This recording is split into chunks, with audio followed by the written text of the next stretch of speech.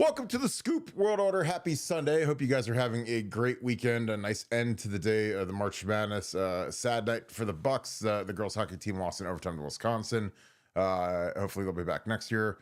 But we got a lot of spring ball intel over the weekend. We're going to break down some things that we've heard, take your questions, and get this thing cranked up the right way. This is a huge week for these guys going into week 2 of spring ball. All padded up now. Scrimmage coming this weekend. Starting to get dicey. This is moving week for a lot of these guys. The acclimation period where there's no pads on and it's more of a teach tempo is gone.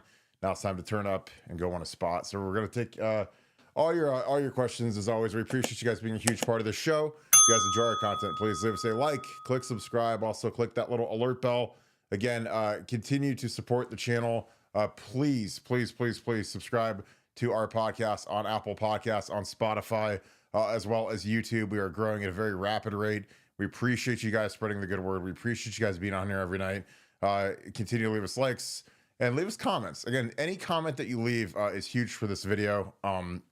Even if it's shouting out where you're watching from, who you're watching with. I love hearing people are watching from Florida, from Southern Ohio, from any part of the country, Texas, California, anywhere, any part of Ohio. And I always love hearing who you guys watch with. And it's a family-friendly show. A lot of times families gather around and watch it. So again, I appreciate all you guys that let us know who you guys are with. And again, I love all the great feedback we get on the show each and every day, as well as on BuckeyeScoop.com. And again, last plug of the day, our website is on fire right now. So BuckeyeScoop.com, tons of inside intel coming in for spring practice, the latest on all the Michigan stuff. Everything that we bring on here is on Buckeye Scoop well before it is aired on this podcast. So if you want it truly first, join the #1 Ohio State community, really in history, the biggest Ohio State website in history, and honestly the best. It's not even close at this point. Join BuckeyeScoop.com. So that being said, going to bring in my good friend Nevada. Nevada, how's your weekend gone? It's been good UFC, good NCAA basketball. Sadly, Ohio State's women's hockey team lost the national championship today. How's your weekend been? Great weekend, lots of fun. The women's hockey team, I don't know if you guys saw the game, got called for covering the puck in the crease, which is a penalty. So they gave up a penalty shot when they were up 3-2 with like 18 seconds to go, gave up the goal, and then gave up the goal in overtime. So they were 18 seconds away from a national championship and lost. And it just, that's a devastating way. It's always devastating to lose, but to lose that way was just, just absolutely heartbreaking. So my heart goes out to those girls, to Coach Muzzerall and the entire program. I can't imagine how they've got to feel right now, because they were literally, celebrating, getting ready to, hoist the trophy, and it all got snatched away. But other than that, been a great weekend and a great spring football for Ohio State thus far. So very exciting times.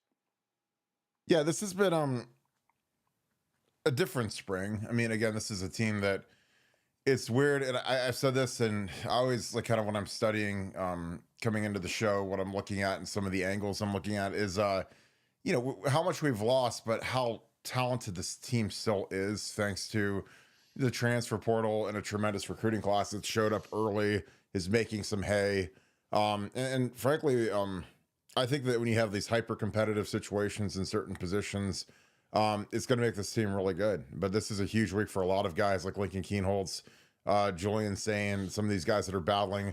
Obviously, I bet a large sum of money Julian Sain will be our starting quarterback. I think that the talent level is just different between him and Lincoln. And it's not a slight on Lincoln. I just think that that's just where, at the end of the day, you have to pick the most talented horse. And when he happens to be younger, too, you add that to the equation. But, Nevada, what are some things that you're looking forward to hearing about this week? Because again, this is a big week, and this is coming from a guy who's I've played in spring ball, I've coached in spring ball.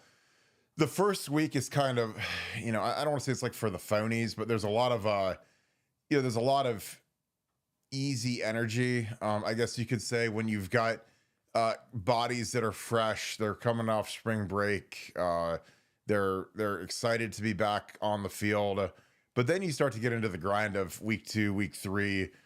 Body starts to get a little sore.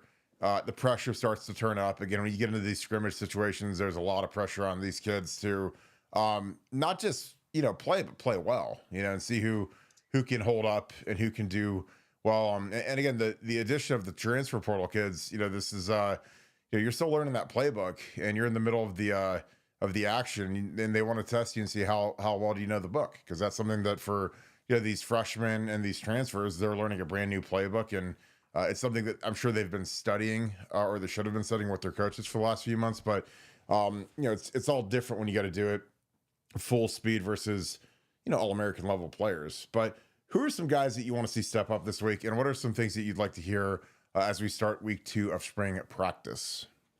Well, what's been fun hearing about is hearing about how the new coaches are acclimating, and again, that's been really something that I've really spent a lot of time because it's been a bit. I don't remember the last time. I'm sure it's happened. I'm sure somebody will remind us when it's happened, but when you lose both coordinators, you promote Brian Hartline up to offensive coordinator. You bring in Matt Patricia, who's never coached in college before, and you bring him in as your defensive coordinator. You're breaking in a new offensive line coach. My question to the guys, to the parents, to the people on the program is, how are those guys acclimating? How are they getting in there? Because sometimes those are smooth, and sometimes those things aren't quite as smooth. Sometimes those guys don't know how to relate to the players, don't know how they're doing it, what they're doing it, don't respect the system, and there's some friction. But everything that I've been hearing has been super positive so far, which to me is a really good sign for 2025. And I think when you have success like we did in 2024, when you win a national championship, when you're number one in the country in defense by just about every metric. It's there's some complacency that kind of sleeps in on behalf of the players, and two, there's on the coaches, there's like an arrogance that comes from, hey, we're really good at this thing, don't mess this thing up for us. And I think for Ohio State, they've had a really good opportunity right now because you've got young players coming in that are willing to listen. You've got a new staff that's really spent a lot of time on the teaching part of this, and I think that's been really, to me, one of the best things that I've been hearing about this spring ball is, Brian Hartline seems to be acclimating well to the offensive coordinator role and being able to, trying to strike that balance while being the wide receiver position coach. And, you know, that's a concern because that might be your strongest position in the field. As crazy as it sounds, losing a Mecca, we might have actually improved the wide receiver room this year, considering the fact that you've got J.J. Smith back for another year and he's the best player in all of college football. But Brian seems to be stepping into his role, doing a nice job with that, and seems to be comfortable in his skin. He doesn't seem to be kind of harried or I think it's going to be a smoother transition than we were concerned about. Now, obviously, we'll know more, a lot more, once they start calling plays, once the bullets start flying for sure. But I think I think Brian's ready for this moment, and I don't think the moment's too big for him.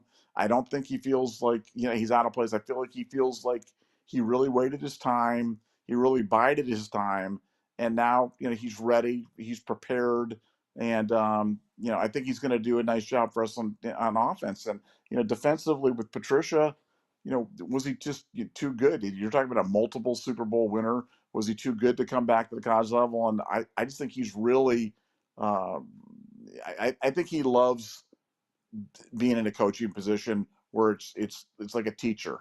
And at the NFL, a lot of times it's not about teaching because you've got guys that are older guys, veteran guys. These are all kids. These are all guys that are willing to learn. And Patricia's got a lot to say. And at his core, I think he likes teaching. And it's funny because I talked to somebody who's really close with Matt, and he's like, I think he might be better suited for the college game than he is the pro game. I just think his personality, the way he approaches football, is kind of his intellect. He's like a professor. His intellect might actually be better at college than he was in the pros. And if that's even close to being true, then we're really in for a treat with the OSU defense in 2025. So that's a couple of things that I've been looking at. Obviously, I'm a big fan of Tyler Bowen. We talked about Tyler Bowen last night. I'm a huge fan of Tyler Bowen from a recruiting standpoint, and I think he's going to do terrific things in terms of upgrading the talent level. We'll see about the coaching, and we'll see about how he does from a development standpoint. But look, the early returns on all of the guys that we brought in has been really positive, and love the energy, around the team. It doesn't feel like there's any, I think the hangover from the 2024 national championship thing is officially over. Nobody's talking about it, looking about it. There's no excuse on that anymore. It's like now they're on. Now it's their time. All the guys have kind of moved down a chair in the rooms. They're ready to kind of go at it, and I'm excited about that. I think that really bodes well for the 2025 season, and I think we're off to a good start in the first week of spring football.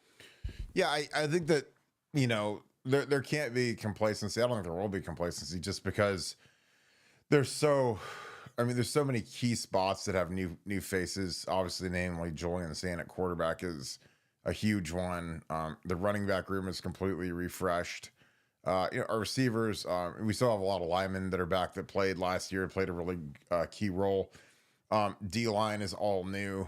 So it's, I don't know how you could be complacent when a lot of these guys really didn't do it last year. Now, you still have Caleb Downs, still have Sonny. You still have, our corners that played a lot. Dave Thomas is a starter. Jermaine played a ton as a rotational guy. But, there's a lot of guys that got to make their name. And I think that the thing that is appealing to the college game for a guy like Matt Patricia is that, let's be real. Like when you come to Ohio State, you have a decided talent advantage versus every team you go against. Even when you get to the playoffs. I mean, I don't think that, Texas was probably close roster wise. I didn't think Oregon's roster was as good as ours. I didn't think it was even close, honestly.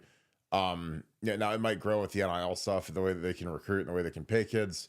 But physically they weren't anywhere near as good as what I thought we were. Notre Dame, I didn't think was anywhere close to our roster either.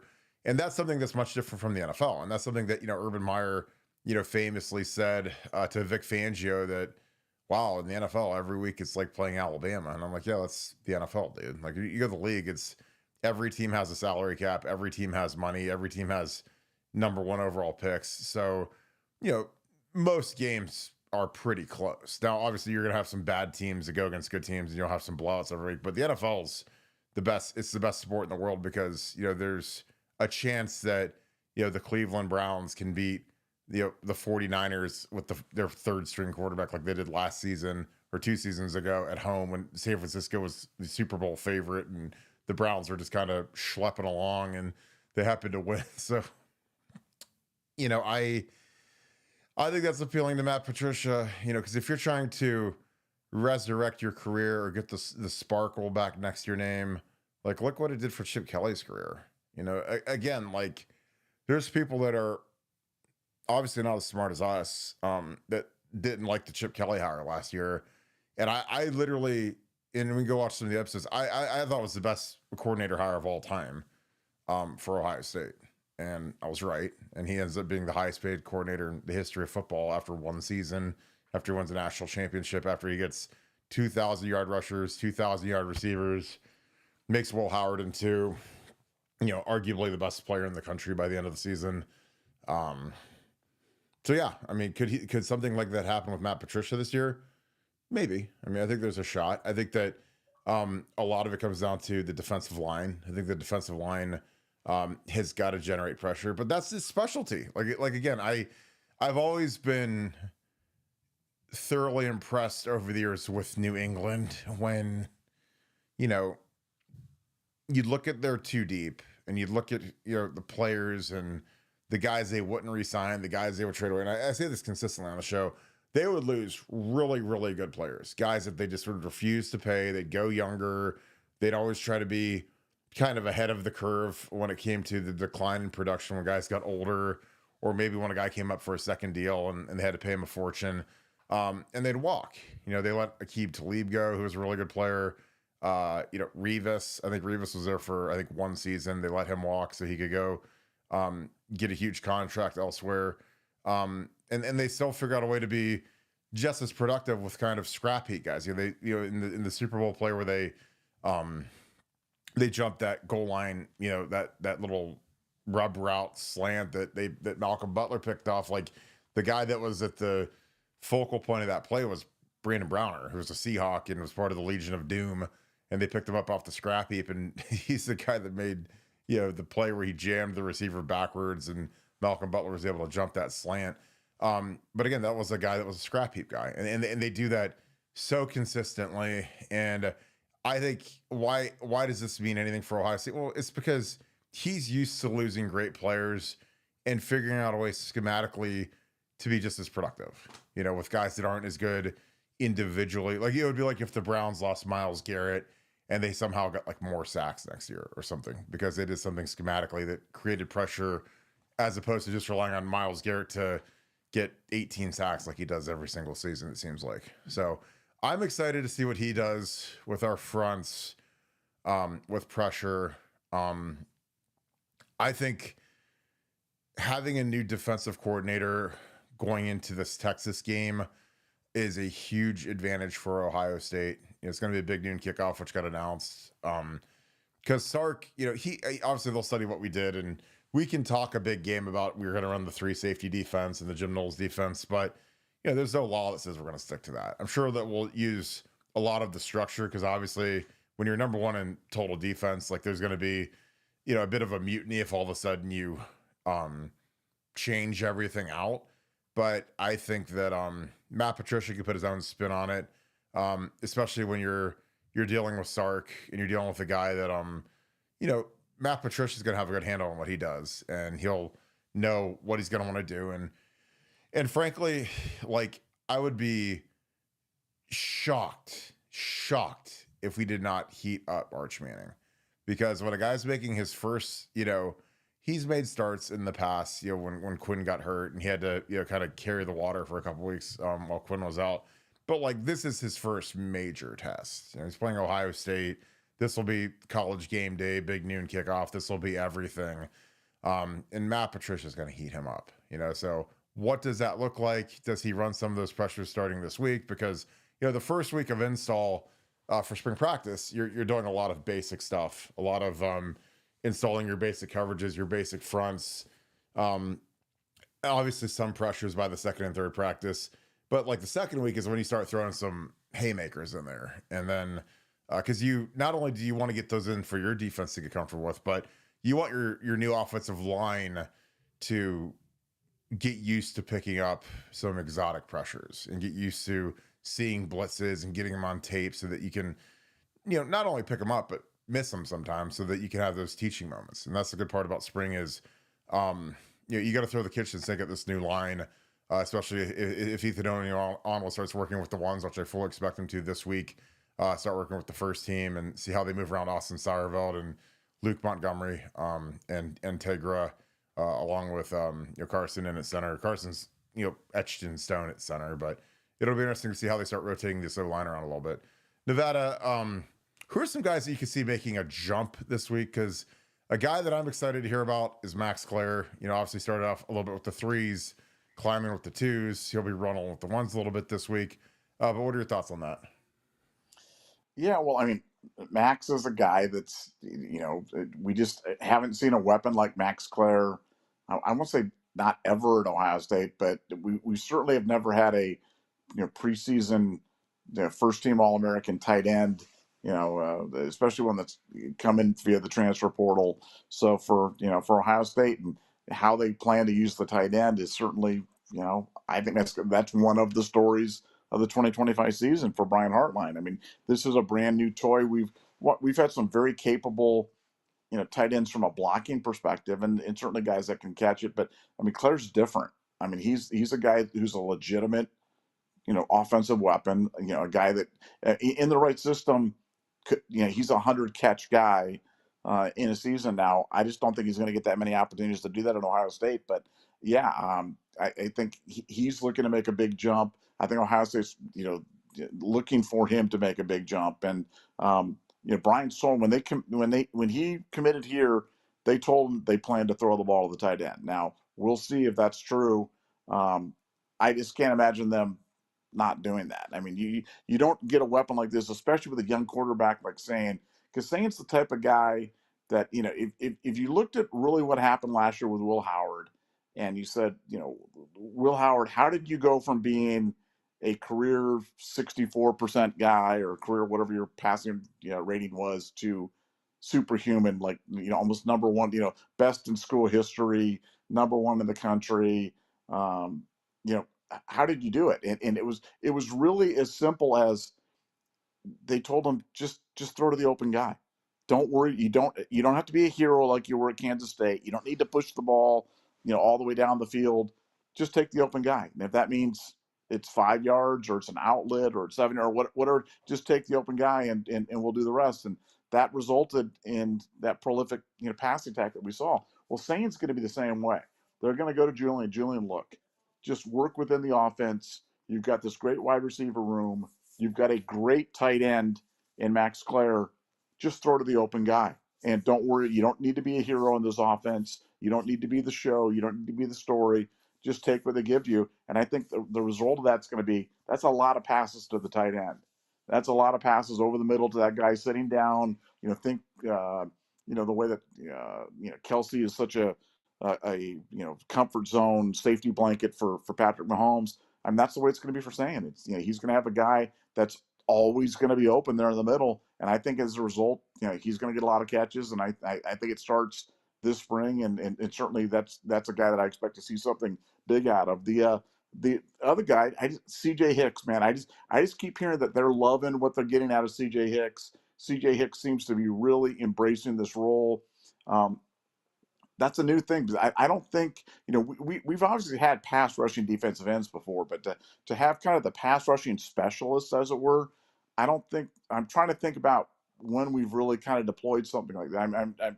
Maybe I'm missing it, but can you remember the last time we've had like a pass rushing special where that was like his position was like pass rushing specialist, see ball, get ball? I mean, I can't think of one. But maybe I'm just misremembering right now. I can't think of a guy that wasn't an every down guy. I mean, that's something that we've always had, guys that can play 4 downs, and I think that that's kind of the thing. I mean, like a dedicated third down pass rusher. I don't know. I mean, because the hard part about that is these guys that play defensive and they all want to get sacks. They know that the road to being an All-American starts with having 10 sacks or whatever, and that's something that costs JT and Jack their chance to be All-Americans, is they just didn't get enough sacks. And that's the kind of statistic that a lot of these the media types look at. And when you look at the All-American teams, they have this end had 15 sacks, this one had 13 sacks, and whatever, 9.5 sacks. Like, they have big sack numbers during the regular season. So I can't think of a guy that we had as an outside linebacker hybridish type pass rusher, because again, the reward for playing run on the first 2 downs is to be able to rush the passer on third down.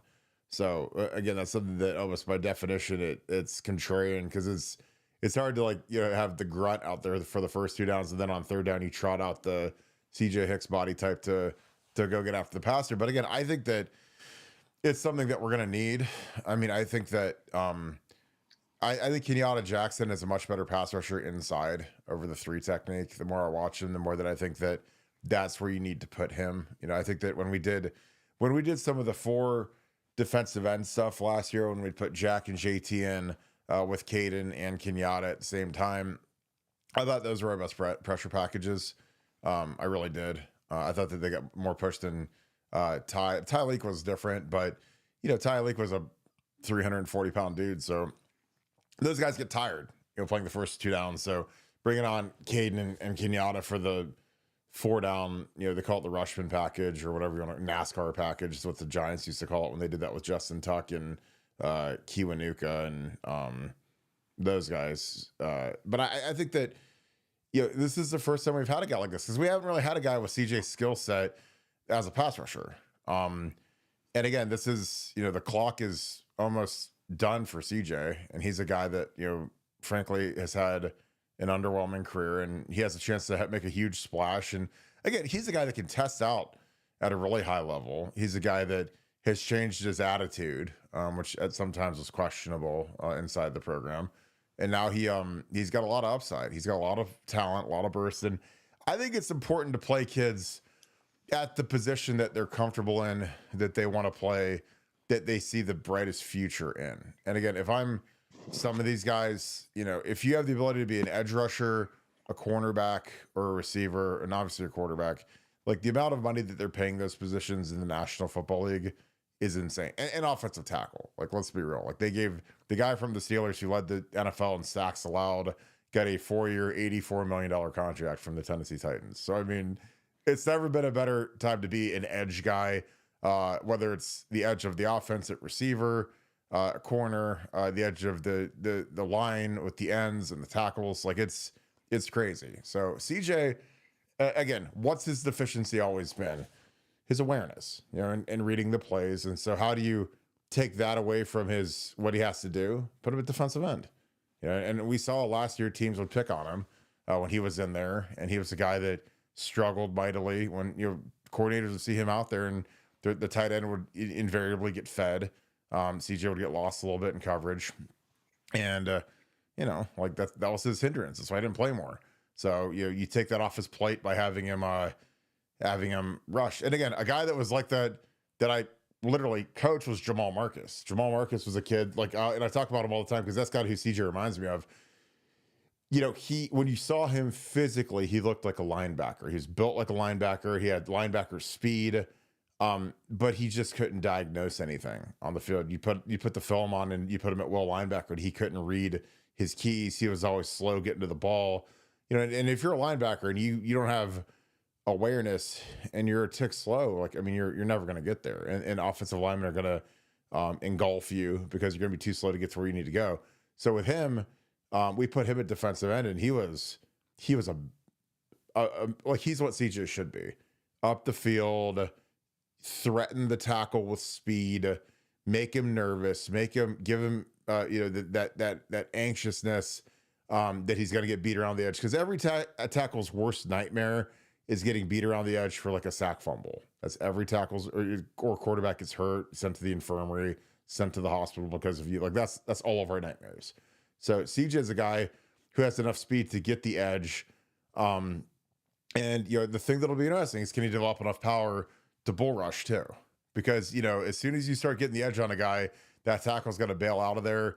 His feet are going to get crossed up, and if you hit him with a bull rush, you're going to kill him. And so that's going to be the interesting thing for CJ is, how deep is his speed arsenal? Because if a guy is just a straight speed guy, in general, not very hard to block. You just got to get back quick and clamp him. And, if he has no power, it's going to be a cakewalk. But if he can gain the power, then it's going to be different. And that's like Dwight Freeney, who just went to the Hall of Fame. He had everyone knew him for his spin move, but his bull rush was incredible. And that's where, people would sit back and wait for that spin, and then he hit guys with the bull rush. You put them right on their butts, and that's something CJ's got to learn to develop, because CJ, he's got to develop moves. And again, LJ's been as good as there's ever been at teaching guys their base move, which is like their finishing move, their top move, their number one move, their go-to move, and then something to kind of counter off of that. So it'll be exciting to see what CJ can develop. Nevada, any other thoughts? So we can start digging into some super chats. Well, yeah, no, it's the CJ Hicks thing is just such an interesting, it's an interesting experiment for Ohio State, and I think it's really kind of born, out of necessity, because you don't have a pure pass rusher on those defensive ends. You're gonna have to try to find creative ways to to create pressure. And you said this is something that CJ Hicks has really been clamoring for. He's been really looking at like, hey, I want to be, this is where I want to be. This is the path that I see to the NFL.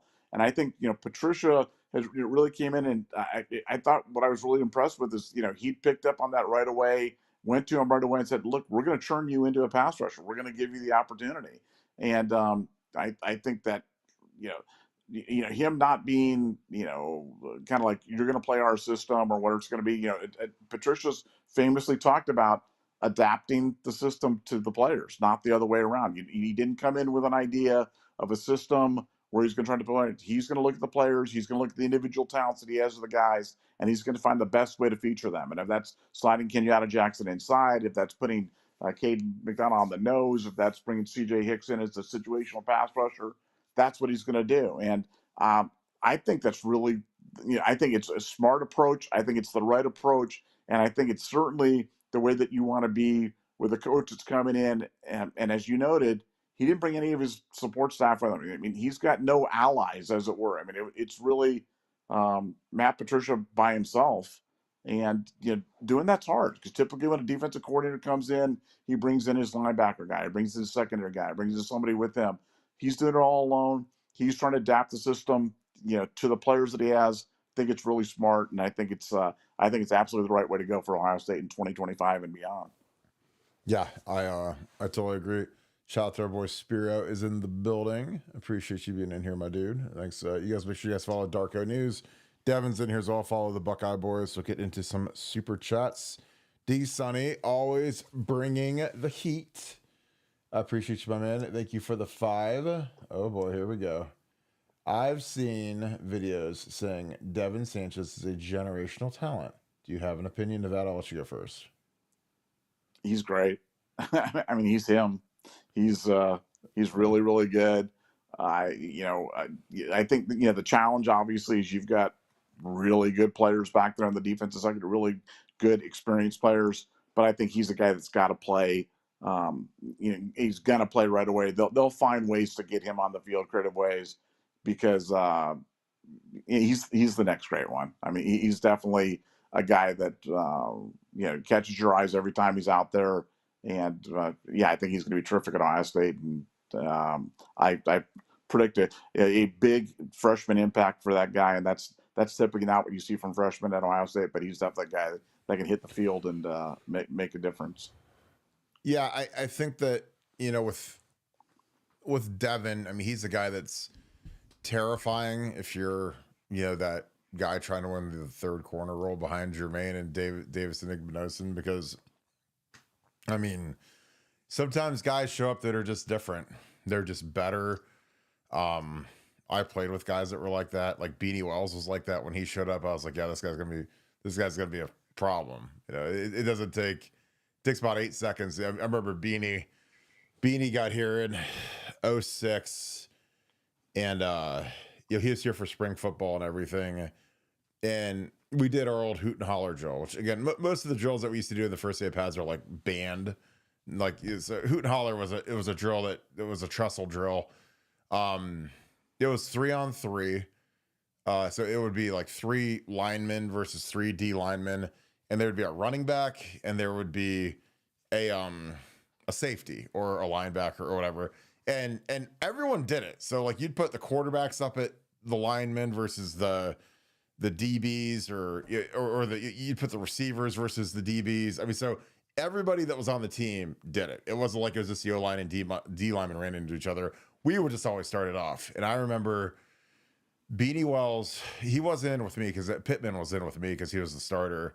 But like I was with the first, it was me, TJ Downing, and Dadish were the first 3 guys up versus, I don't know who's on the other side, probably like David Patterson and Quinn Pitcock and maybe Jay Richardson. I don't know. But it's 3-on-3. We go and we score. And then it's like you have like 5 yards, or something like that, and you get 3 shots to get in the end zone. It might be 10 yards. I don't know. It was 8 yards, something like that. So Beanie gets up, and Beanie did not look like a freshman. Beanie looked like a NFL rookie because he was so big and he was so strong. He's so powerful. And he's a kid that ran hills. So his quads were massive and biceps. And I mean, he looked like a grown dude. And so,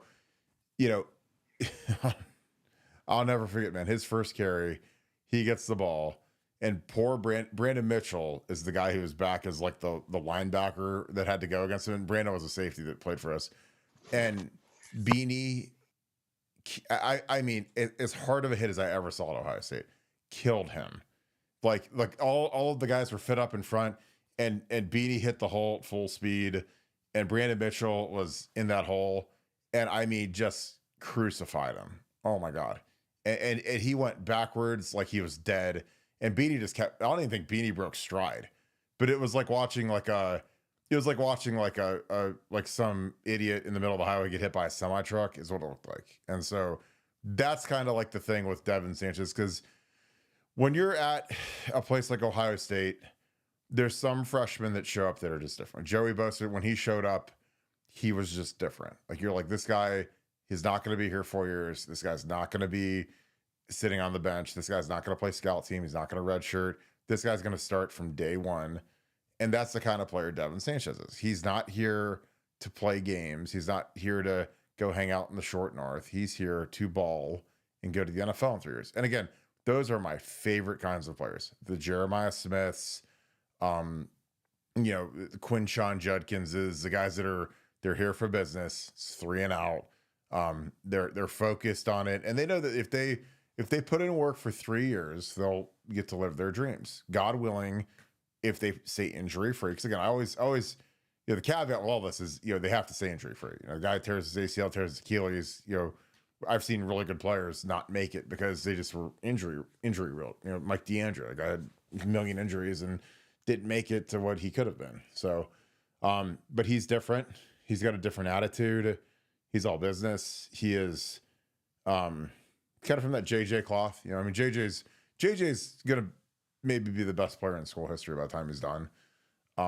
But he's that kind of guy. And we're getting a lot of guys like that. Especially now that we have the national championship, because everything else was already there. The development was insane. Mickey Marotti's probably the best strength coach to ever live, for college. Like, his resume stacks up with anybody. And the way Ryan runs the program is excellent. The competitive nature, the atmosphere of the team is incredible.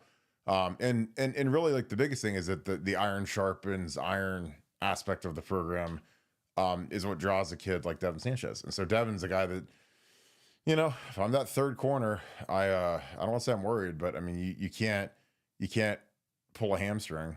You can't tweak anything. You better be stretching out, because if you give this guy a shot with the ones, he might never let it go.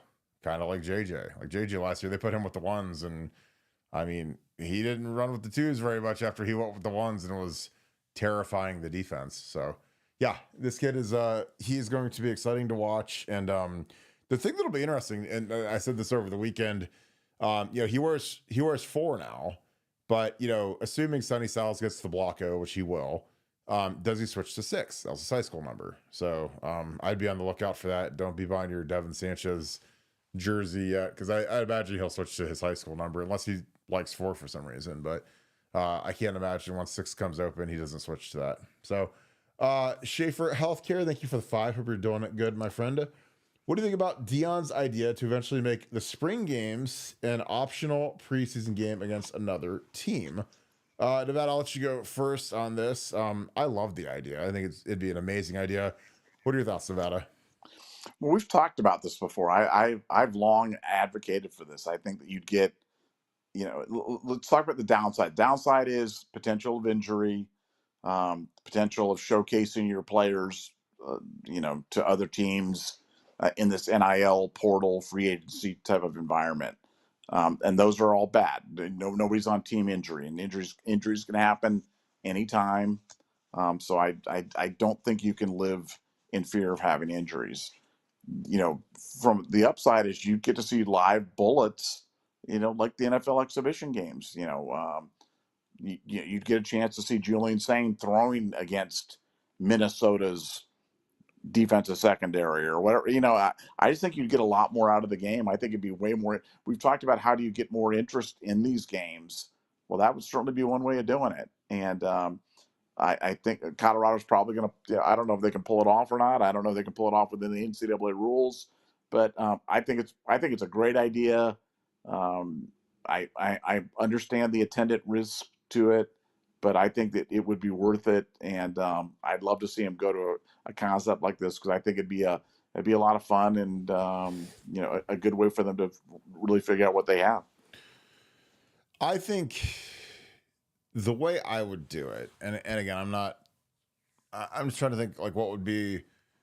I don't know if you do like a kind of a generic rule set, like maybe no blitzing, because again, like in like all-star games, like when you do a lot of high school all-star games in general, there's no blitzing, you only run certain coverages, everything's vanilla. Because again, when you watch the Ohio State spring game, it's the most vanilla, boring version of football you could ever dream of. But I think that there'd be some merit to it. Now, how does it work? How do you split the profits? How do you? Because the hard part is every big school is going to want to host that game, because if we say we hosted Colorado, okay, well, do we pay? I mean, you obviously have to pay them to show up. The horseshoe would sell out, and it would be amazing. Then how do you split it? Because I thought an interesting idea would be kind of like a lot of you guys that coach high school football, watch high school football, played high school football, like in Ohio. Usually the second scrimmage is the first half of the scrimmage is like a game situation where you literally play one half of football, and then the second half, both teams usually have the JV teams play against each other. So it's you don't play a full game, but so do you do something like that where you rotate and say, hey, or do you do situations where you say, hey, we'll do goal line versus goal line? Does it just look like a practice? I don't know. But again, I love the idea of having some sort of a scrimmage. I think if they tighten the portal stuff up, something that would help it and make it a lot easier is if they got rid of the second portal window. If the portal window after spring ball just disappeared, I think that it would be a huge help to get something like this off the ground. Because again, the thing that's killing spring games is having this portal window that opens. I think it actually opened today or yesterday. And it's open for the next 30 days, because everyone's scared to show their depth players. Because again, our depth players make high 6-figure deals. So Ohio State doesn't want to really show off their backup offensive line or their backup running backs, or their backup whatever, because with the tampering with the agents, teams will say, hey, you could be the 4th string guy at Ohio State, and come start for us, and we'll pay you more money than you're getting at Ohio State. So that's the fear. Now, if you don't have a second portal window, then that kind of goes away, because they can't transfer until December, so they're already locked into the roster, and you don't have that immediate exit strategy that could really screw you. But I love the idea. I don't know how it would rotate. I mean, it would be hard for me to imagine that you'd want that the big teams would want to travel. Ohio State would want to host it, and Alabama would want to host it, and these spring games would make us a lot of money. Now, could you get a MAC team to come show up and play? Maybe. I don't know. I mean, a lot of these teams are barely scraping by, from a money standpoint in the athletic department. So could you get, Kent State to load up the buses and come down here and play us in a spring game? Maybe. I don't know. I mean, make the quarterback non-contact so that it mitigates the risk of him getting hurt. But that could be a way to see something different. I don't know if you get two major teams together to play, unless it's someone that's thinking outside the box, that needs exposure, like Colorado and Syracuse, which again, those, Syracuse's coach wasn't scared. Fran Brown, he's ready to go lock the horns up with Dion. And, those are two teams that are dying to get exposure. But for Ohio State, you don't really need more exposure, because you're the most exposed program in the country. Nobody gets more coverage than Ohio State does.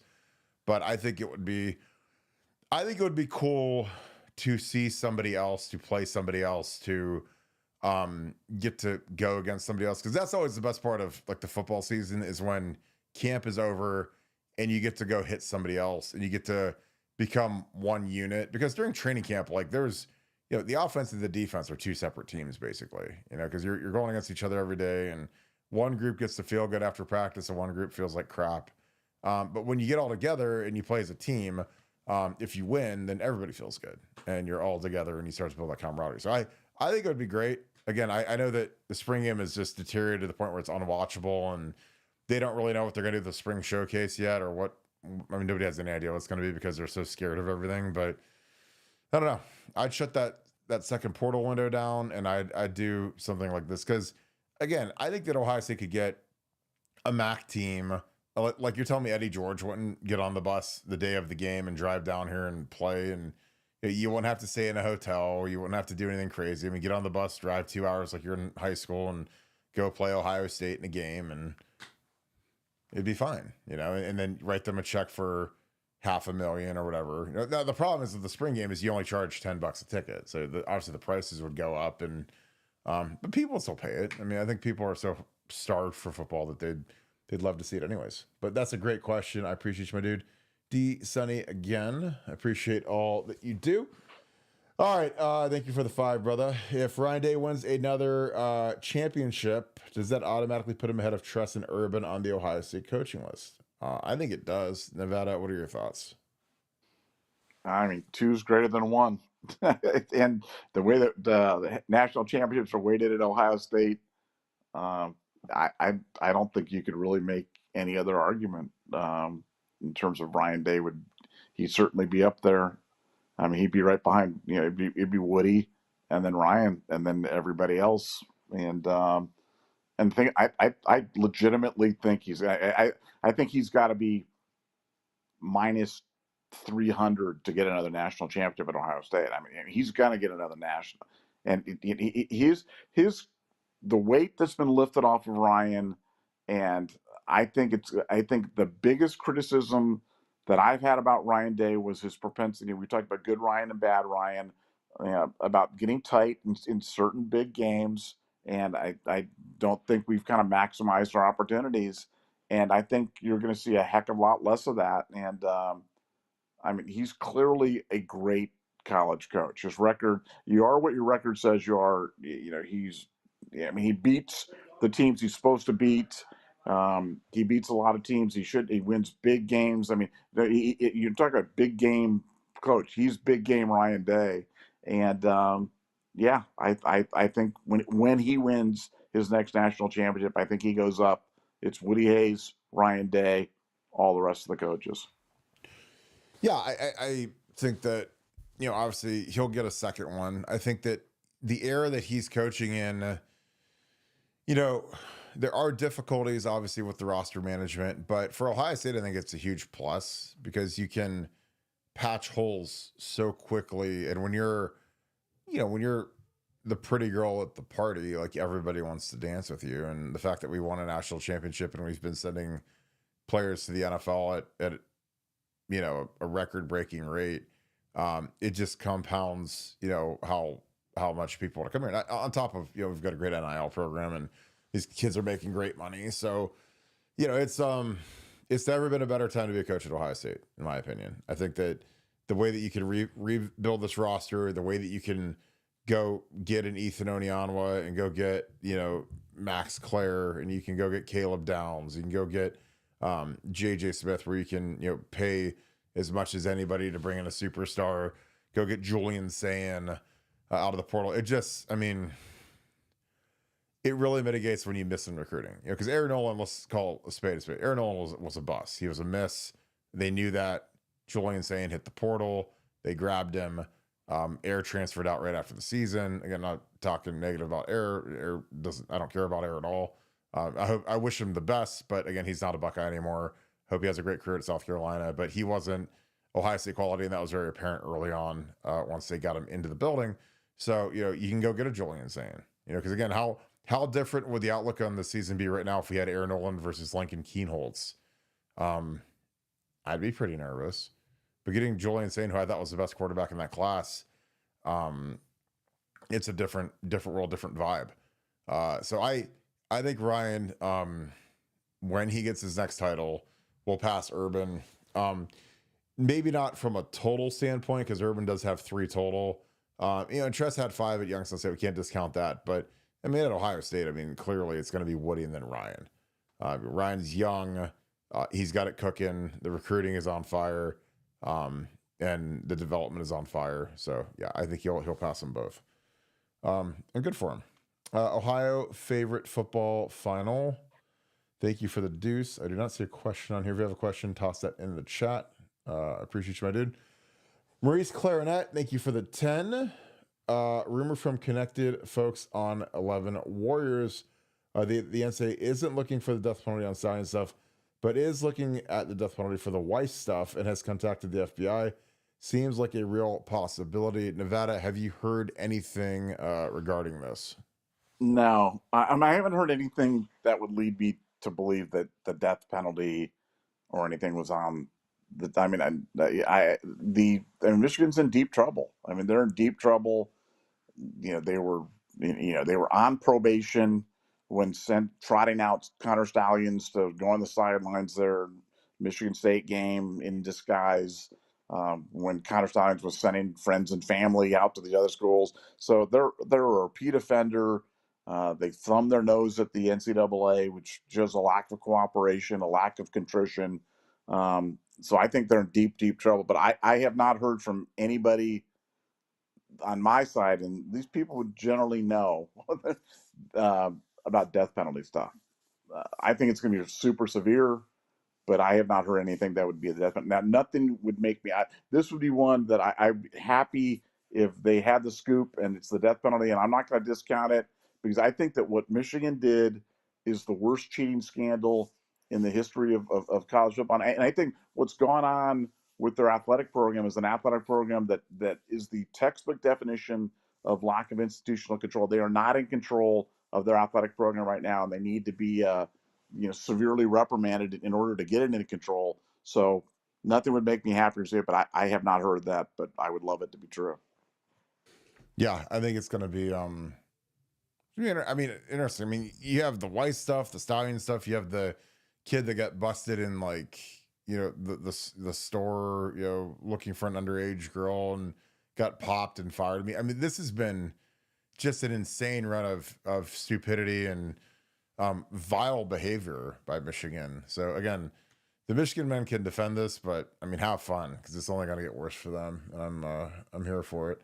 Tom Gombar, thank you for the 5. CJ Hicks seems similar to Browning, who we just never used him correctly. Yeah, Baron Browning was a great case study and a guy that we didn't use correctly, who just signed a nice contract with the Cardinals. I think he got like 2 years for $14 million. Great deal. Got dealt to the Cardinals last year from the Broncos. But yeah, I mean, there's some guys that they get in the right system in the NFL and they thrive. I mean, again, like Jonathan Cooper is, if you would have told me when he got drafted that Jonathan Cooper had signed a $60 million contract after he got drafted in like the 6th or 7th round, I don't think anybody would have believed it. But he's become like a cornerstone of the Denver Broncos defense, and Denver's got a fantastic defense. So, and that's despite they traded Baron Browning. They get the trade deadline to the Cardinals. But yeah, there are guys that, I mean, Nate Ebner, who's on staff, is a guy that we never used, right? I mean, he's a great special teamer, but there were guys that didn't get a sniff in the NFL that started over him, like 3 of them. And so that's on, these guys to prove Ohio State wrong. And I think CJ has a lot of upside. I think that, when his passion is playing the edge, then he can't get frustrated when it doesn't go well. Because again, the transition is going to be not seamless. I mean, it's hard to change positions, but if that suits his skill set and he's got the size for it and he's got the ability to hold up in the run, then he could be a big factor for us. And I think that he's a guy that, outside of Julian Sain and maybe Devin Sanchez, like I think that we've gotten more questions and more curiosity about CJ Hicks than any other player on the team. Because again, like there's not a lot of steam left in the hourglass for CJ, and he's a guy that has immense talent, and he's a physical kid. And again, Sonny's younger than he is, and he's going to be a captain, and he's kind of had the career that CJ probably thought he'd have, where he's going to be a preseason All-American and captain and all that. And CJ's just trying to get on the field and play, So, again, can he give us a little juice on the pass rush? He's going to need to, and I think that that's going to be one of Matt Patricia's edicts is, hey, get some juice out of this kid because we need it in a major way. Nevada, your thoughts again, Tom? I appreciate you. So CJ Hicks seems to be similar to Baron Browning. We just never used him correctly. What are your thoughts? Yeah, I mean, I was screaming for them to use Baron in that position for years, and then I believe they did it like one time. I think it was the national championship game against Bama, one of our few highlights. So I think he forced a fumble or something like that. I mean, he did something.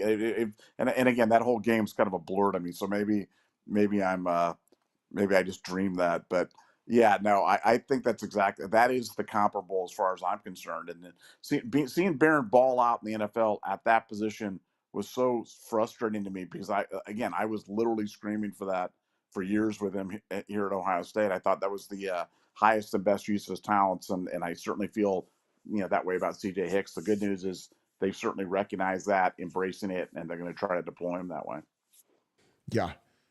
Nick Ma 71, thanks for the 5. Appreciate you, my friend. He says, isn't an issue with a scrimmage just like preseason NFL where they fear a season-ending injury in a meaningless game? I like the thought otherwise. That's always an issue with football. Guys tear their ACLs. They tear their Achilles tendons. At practice they tear it. Other ways, it's the guys get hurt. Weightlifting. Guys get hurt in conditioning drills. You just never know when it's going to be the wrong day. Guys can tear their Achilles or their ACL training. I've seen guys in draft training that were really, really high picks. There was a guy from Wisconsin.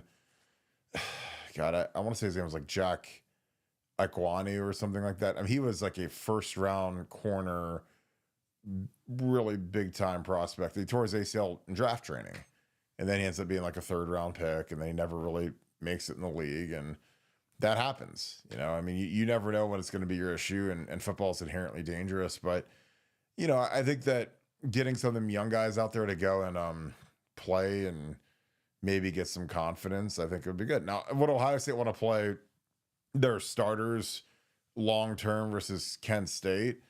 Probably not. Like, if they want to do that, or versus equal competition, probably not. Especially when there's nothing really at stake. But like, would I want to see some of these young guys, some of these high schoolers get out there and play? Yeah, I would.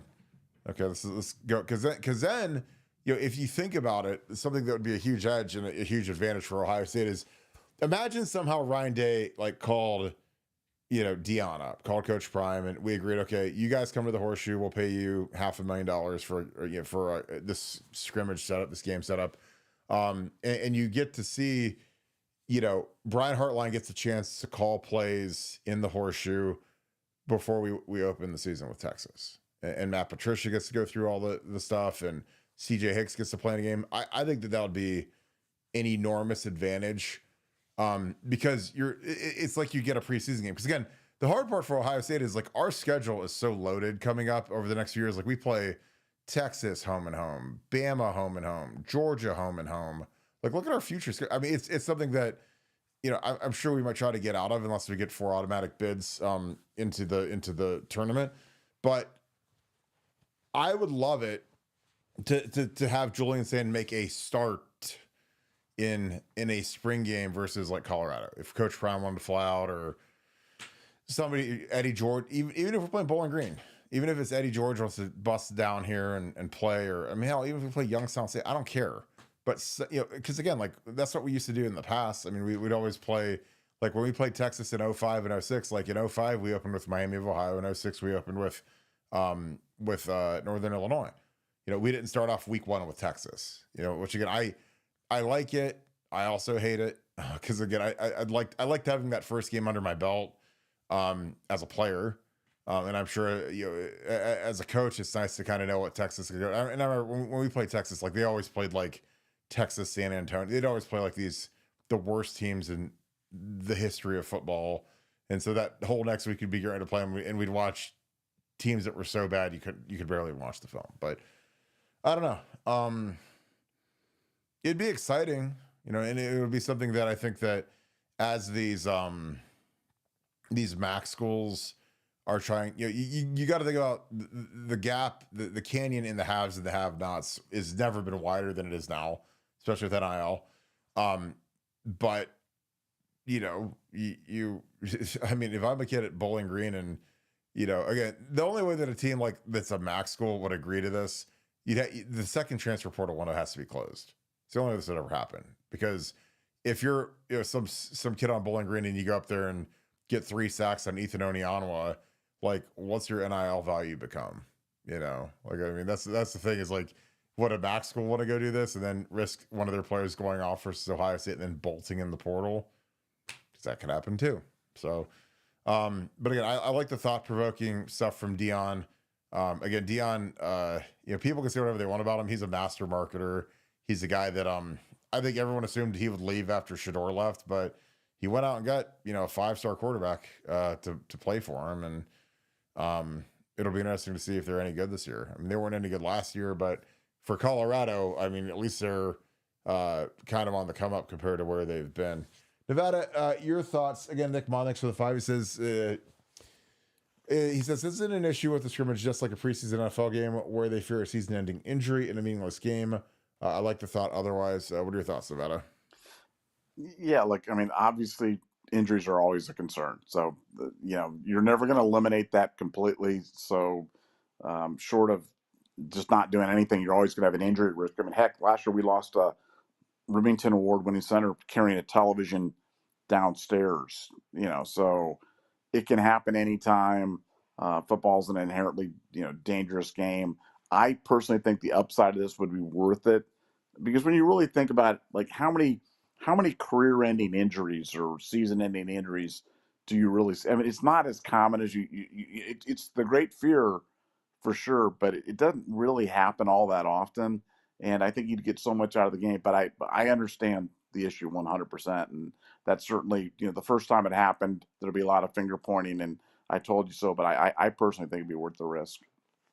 Well, I think the other thing that would be hard, and again, the reason why I've said this 50 times is that if you close that second transfer portal window, then all of a sudden you have a lot more freedom to play your roster. Because again, I've seen instances where they don't want to play certain players, and this happens a lot in the preseason NFL, where they might have some guy who's been killing it in camp, and then they don't play him in the last preseason game because they don't want to expose him to the rest of the NFL. Because again, the NFL now, like that last preseason game that happens is a lot like a spring game where everyone watches the last preseason game, because after the last preseason game there's like you go from, I don't know if it's 90, but you go from 90 to 53, so you cut half your roster. So there's a lot of guys that are exposed to waivers, and that's the same thing as like the portal. So if there's guys that you think are better than the guys on your roster that are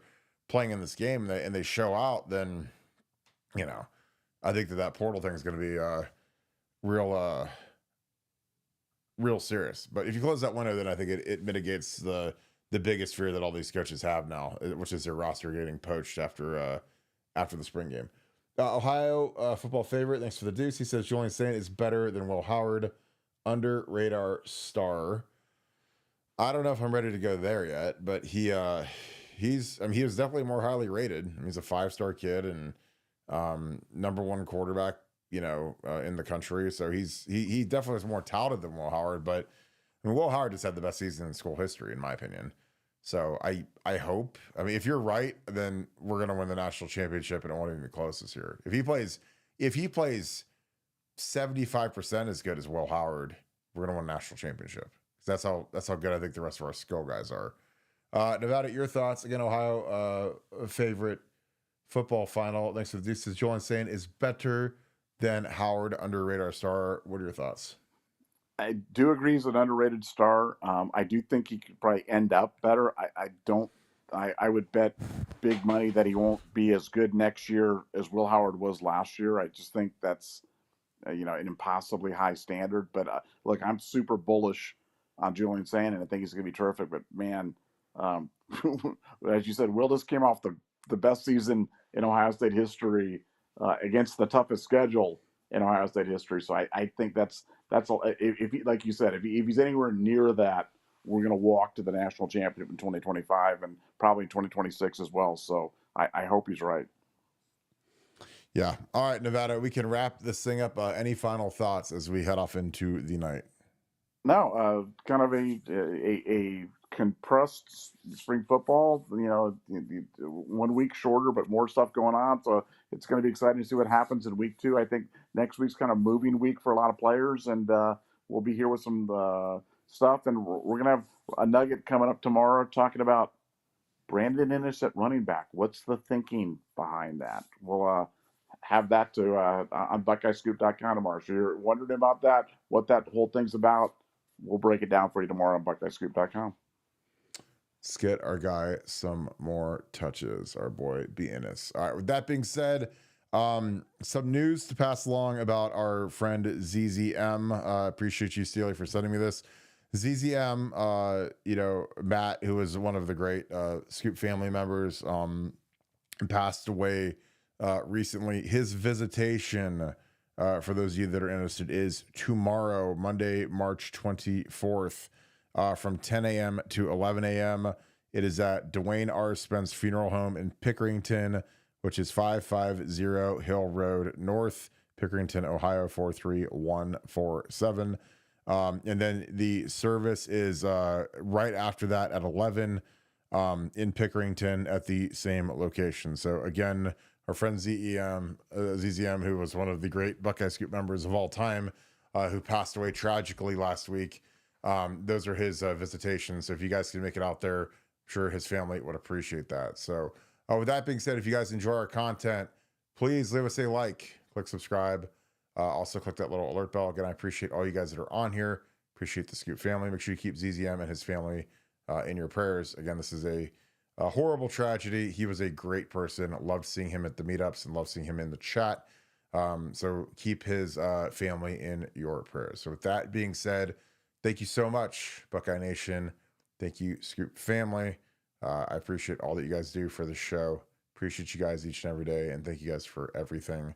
And enjoy your life. Because again, you never know when it's going to be your time. So don't sweat the small stuff and enjoy your life. And think of ZZM tomorrow. I appreciate my dude. And thank you again, Steely, for sending me that. So you guys have a great rest of your night. Go Bucks.